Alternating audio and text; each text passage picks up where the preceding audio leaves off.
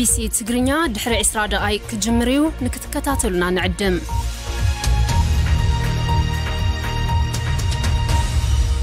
كون سجنتا BBC أفان أوروموت نولين ترا.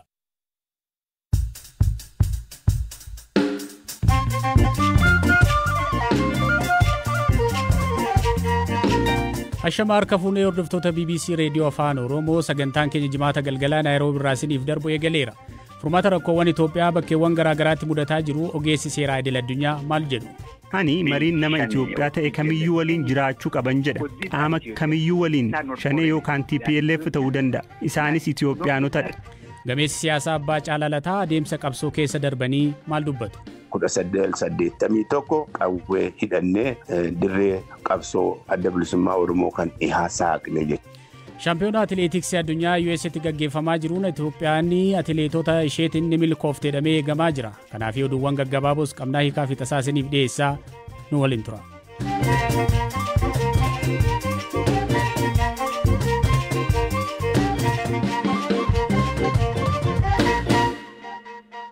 Waggaa torba dura kan hundeeffame hospitaalli Olanciti hospitaalota Oromiyaa irraa tokkoffaa bahuun ministeera fayyaatiin badhaafame. Daayirektarri meedikaalaa hospitaalichaa Dr. Dajanee Qeerransoo hospitaalichi akkamiin akka badhaasa kana argatan BBC'tti akkasiin dubbatu. Hospitaalota naannoo Oromiyaa filataman 10 keessaa dorgomne tokkoffaa bahuun badhaasa geebaa arganneerraa fi beekamtii waraqaa ragaa arganneerra. Kan itti badhaafamne immoo tajaajila yaala ariifachiisaa waaltawaa ta'e kennuu irratti akkaataa istaandaardii hospitaalonni ittiin hojjetan irrattidha. Kan hojjetaa turre waggaa lamaan darbaniif sana keessatti hojjettoota garaagaraa kutaa sana keessatti hojjetan leenjisuurraa kaasee meeshaa yaalaa kutaa sana keessa barbaachisu guutuurraa kaasee haga yaalaa uummata bira ga'uu danda'u yaala qulqullina qabu kennuutti baay'ee itti dhiphanneet hojjetaa turre. Haaluma sanaan ministeerri fayyaa Itoophiyaa dhufee gama taasiseen hospitaalota 10 keessaa sadarkaa tokkoffaatti nu madaalee jechuu beekamtii kan nu kenne. Ministeerri eegumsa fayyaas xiyyeeffannoo addaa kennee nu hordofaa ture. Nuti haaluma sanaan immoo waan nutti kenname sana galmaan ga'uu keessatti shoora olaanaa qabna. Kanaan egaa akka Oromiyaatti hospitaalota jiran keessaati kan nuti dorgomne. Tajaajilli yaala ariifachiisaa walta'aa kennanii itti badhaafaman tajaajila akkamii akka ta'es akkasitti dubbatu Dr. Dajaneen. Hospitaalli keenya hospitaalli Olancitii kooriidarii Itiyoo Juubiitii irra jiran beekama. Haala nageenyaa wajjinis wal qabatee immoo naannoo yeroo baay'ee daangaa irratti walitti bu'iinsi garaagaraa jiru. Kana wajjin wal qabatee namoonni baay'ee miidhamanii dhufuu ni danda'u. So namoota dhufan sana akkaataa cheeklistii WHO'n baasee yookiin immoo waajjirri eegumsa fayyaa addunyaa baaseen namoota dhufan sana jalqaba qarshii isaa qabaatu haa qabaachuu baatus nama tokkoof yaala atattamaa kennuun jalqabadha. Lubbuu baraaruu achi booda namni sun kallattii garaagaraadhaan akkaataa itti qarshii tajaajilaaf oolu sana kompenseetitti godhu barbaadu. Kanaaf nama lammii biyya kanaa ta'e yaala jalqabaa kennuufidha. Inni kun kan biraa ogeessota naannoo sanatti barbaachisan immoo ogeessota leenjii gahaa argatan.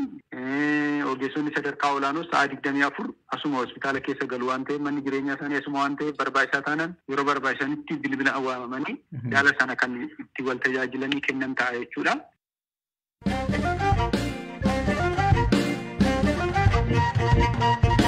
Waggoota dhiyoos Itoophiyaa keessatti haleellan sabarratti xiyyeeffatu dabalaa kan dhufe yoo ta'u addatti lixa Oromiyaa keessatti hammaateera. Ajjeechawwan namoota nagaa kanaaf eenyutu gaafatama kan jedhu irratti mootummaan federaalaa fi waraanni bilisummaa Oromoo kan mootummaan shaneettiin jedhu quba walitti qabu. Dhimma kanarratti Biraanuu Gammachuu wanta beektonni jedhanii fi ibsa qaamolee garaagaraa waan qixeesse qaba. Dhaabbata biyyoota gamtoomanii keessatti ogeessa seeraa fi dippiloomatii ta'uun tajaajilaa kan turan obbo Baayisaa Waaqoyyaa sababiin haleellaawwan kun itti baay'atanii fi walxaxaadha jedhu. Itoophiyaa kutaa garaagaraatti rakkoon nageenyaa mudachaa jiru kallattii biyyattii tokko qofaa keessa akka hin taane dubbatu. Lixa Oromiyaa qofaatti miti ajjeechaa tibba darbeen wal qabatee lixa Oromiyaa keessumaa Wallaggarra xiyyeeffannaan jiraatuyyuu bakka maratti raawwatamaa jira. Walitti bu'iinsii fi waraanni saboota garaagaraa gidduutti mudachuun waan haaraa miti biyya kamiyyuu keessa ni jira. Akka ilaalcha kootti maaliif amma mudate ka jedhuuf rakkoo hundee gadi fageeffatee garuu xiyyeeffannoo barbaachisaa hin kennamneeftu jira. Namni xiyyeeffannaa barbaachisu itti kennan jiru.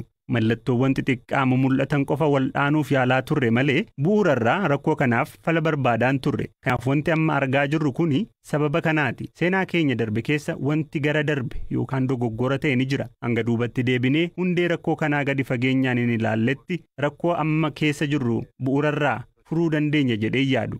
Tarkaanfii tokko duubatti deebine adeemsa biyyi itti ijaaramte keessatti wanta rakkoo ta'e ilaaluu qabna. Kana ta'uu baannaan wanta amma jiru kanaaf furmaata waaraa argachuu hin dandeenyu. Akka ragaa amma jirutti sabni Amaaraa miliyoona 4 hanga 5 ta'uu Oromiyaa keessa jiraata. Haa ta'u malee ajjechaawwan mul'atan bakkeewwan filataman muraasatti malee bakka hundatti akka hin taane himu hayyuun seeraa kun. Sabni Amaaraa ammallee Oromiyaa keessa bakka kamittiyyuu jireenya idilee isaa nagaan geggeeffataa jira kan jedhan obbo Baayisaan Dambidolloo, Naqqamtee, Najjoo, Gimbii, Mandii fi bakkawwan kaan jiraatan akkuma nama kamiyyuu nagaaf bilisaan jiraachaa jiru jedhu. Garuu bakkawwan muraasatti maaliif adda bahee ajjechaan raawwatame kan jedhu yoo ilaalan wanta ta'e jiraachuu mala jedhu. Kanammoo muuxannoo biyyoota addunyaa garaagaraa keessaa arganiin ta'uu mala kan jedhan akkasiin himu.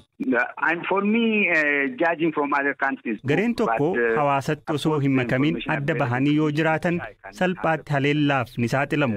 Sabni Amaaraa miliyoona 4 hanga 5 ta'u Oromiyaa keessa hawaasa Oromootti makamee baroota dheeraaf nagaadhumaan jiraataa jira. Namni akka ormaatti isaan ilaalee beekuun jiru.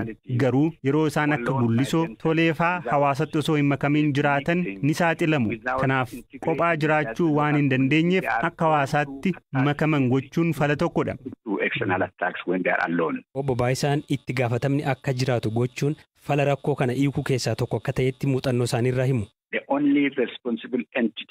Yakkawwan biyya kana keessatti baroota darban keessa eessattiyyuu ta'e yoom yookaan ammoo eenyuunuu raawwataman qaamni itti gaafatamu mootummaadha. Mootummaan sababa lamaaf itti gaafatamaadha. Tokkoffaan yoo caasaan isaa raawwatedha. Lammaffaan ammoo qaamonni yakka raawwatan seeratti dhiyeessuu waan qabuufidha.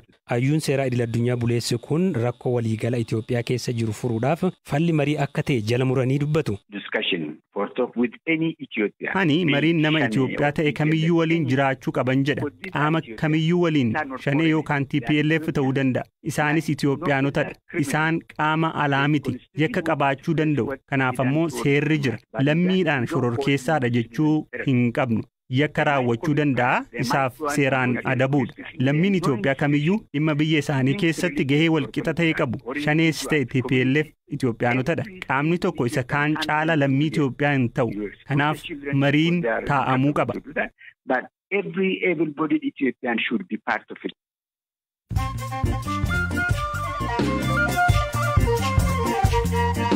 Amma immoo gidduudhaan oduuwwan gaggabaaboon isinitti hima. Carraa kondominiyeemii Finfinneetiin wal qabatee mirgi himatamuu dhabuu qondaala magaalattii mulqame. Manni maree magaalattii mirga himatamuu dhabuu miseensa isaa kan ta'e itti gaafatamaa biiroo investimentii teekinooloojii magaalattii Dr. Muluqaan Haftuu kan mulqee gaaffii ministeera haqaatiin dhiyaate hordofeeti. Tajaajilli lammummaa fi immigireeshinii Itoophiyaa lammiileen biyya biraa haala adda addaatiin biyya seenuun biyya keessa socho'an akka galmaa'aniif guyyaa murteessuun kaa'e. Haaluma kanaanis lammiileen biyya alaa sanadoota yeroon irra darbee qaban kan homaa hin qabne Finfinnee fi magaalaa naannawa isheetti akka lakkoofsa Itoophiyaatti adoolessa 11 hanga 25tti akka galmaa'an jedheera. Magaalaa Gambeellatti daangaan sa'aatii kaa'amuu mootummaan naannichaa beeksise. Daangaa sa'aatii kana kan kaa'uun kan barbaachise haala naannoo Gambeellaa keessatti argamuun walqabatee akka ta'e sochiiwwan seeraan alaa to'achuuf akka ta'e ibsi waajjira dhimmoota kominikeeshinii mootummaa naannichaa ni beeksisa. Ji'a darbe keessa magaalaa Gambeellatti hidhattoonni adda bilisa baasaa Gambeellaa fi waraanni bilisummaa Oromoo waliin ta'uun opereeshinii waloo gaggeessuu hordofee waraana isaan humna nageenya waliin taasisaniin lammiileen nagaan ajjeefamuun ni yaadatama.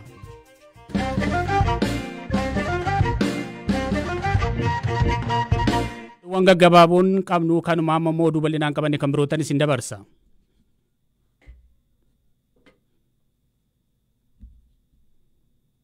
Abbaa Caalaa Lataa gameessa siyaasaa umurii isaanii hedduu qabsoo Oromoo keessatti dabarsanidha. Maqaan dhaloota isaanii Abrahaam Lataati. Maqaa Abbaa Caalaa jedhu garuu ilma Caalaa jedhamu waan qabaniif Abbaa Caalaa jedhaman. Abbaan Caalaa yuunivarsiitiidha erga eebbifamanii booda maqaa hojjetaa dargiitiin gara Wallaggaa deemuun akka qabsoo Oromoo gaggeessaniif ergaman.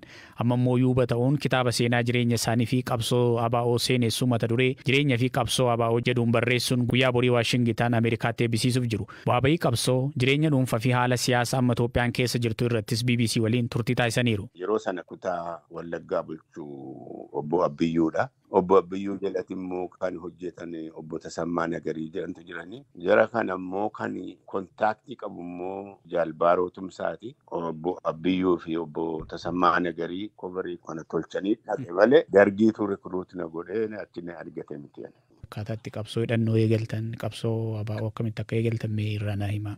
Utuma yuunivarsiitii keessa jirruyyuu nuyi maadheelee adda addaa qabna. Barattooti wal gurmeessina. Yeroo sana Oromoo jettee of himachuun iyyuu namni qaanfatu baay'ee. Jalqaba mataa kee bilisoomsita. Sirna sana didde. Eega diddee immoo akka warri kaan didan goota.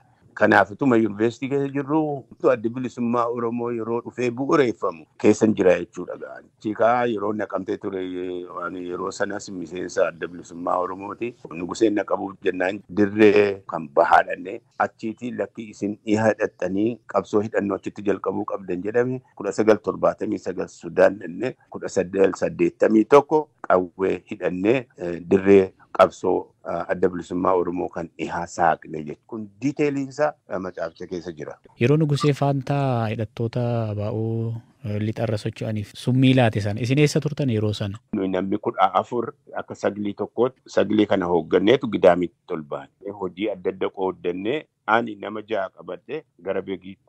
Daawud immoo nama 8 qabatee gidaamii irratti akkasitti adda baaneeti. Summiin suni warra 8 sana quunname eega summiin sun irra gahee hamma 86 waan hojii waraanaa siyaasaa gara dirree dhihaa anumatu hoogganaa ture jechuudha. Mee qabsoo Oromoo keessatti abaa'oon Oromoodhaaf kana galmaan gaheettanii wanti si lafa keessan maalidha? Oromummaa sabboonummaa Oromoo gadhaabeera adda bilisummaa Oromoo tokko. Afaan Oromoo afaan barnootaa akka ta'u irratti sadaffaan Oromiyaan biyya Oromooti kan jirtu qabsoo adda bilisummaa Oromootu fide. Qabsoo siyaasa Oromoo yeroo isin qabsoo calqabdanii fi amma irra ga'e gaafa laaltanii maaltu afeettanii yaaddommaa? Qabsoon Oromoodhaati moggaa kan ture amma garaacha biyyaa seeneera. Sirna tolfachuu mootummaa mataa isaatiin ofii filate dhaabbatee jennaan.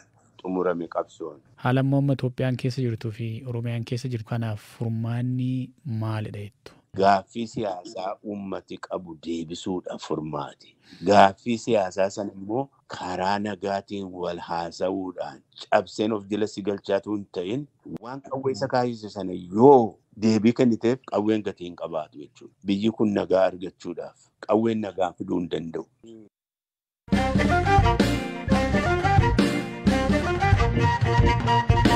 Shaampiyoonaa atileetiksii addunyaa marsaa 18ffaa Ameerikaatti gaggeeffamaa jiruuf Itoophiyaan atileetota ishee garasitti ergitee jirti. Seenaa shaampiyoonaa atileetiksii addunyaa irratti Itoophiyaan maqaa gaarii kan qabdu yoo taatu dorgommii kanaanis ni milkoofte jedhamee eegama. Dorgommii kana laalchisee Biraanuu Gammachuu gaazexeessaa ispoortii buleessa ta'ee Tashoomaa Qadiidaa dubbiseera. Shaampiyoonaan atileetiksii addunyaa kun kan ammaa kana dabalatee yeroo 18ffaa gaggeeffamu babaati. Kana irratti Itoophiyaan galmee akkamii qabdi? Seenaa akkamii qabdi? Afrikaan biyyoota 54 qabdiimi 54 kana keessaa 25 qofa dabatee meedaaliyaa keessa kan galan. Hanga ammaatitti gabatee kan shaampiyoonaa kana dursaa jirtu Ameerikaa. Keeniyaan Afrikaa irraa tokkoffaa, addunyaa irraa lammaffaadha. Itoophiyaan asirratti addunyaa irraa torbaffaadha, Afrikaa irraa immoo lammaffaadha jechaadha. Keeniyaatti aantee warqii 29, meetii 30, nahaasa 26, dimshaashumatti 85 qabdi jechaadha. Itoophiyaan shaampiyoonaa atileetiksii addunyaa irratti kan jalqabaa waggaa hirmaattu Kabbada Baalchaa nama jedhamu. Kabbada Baalchaa yeroo san maaraatooniidhaan lammaffaa ba'eet Itoophiyaadhaaf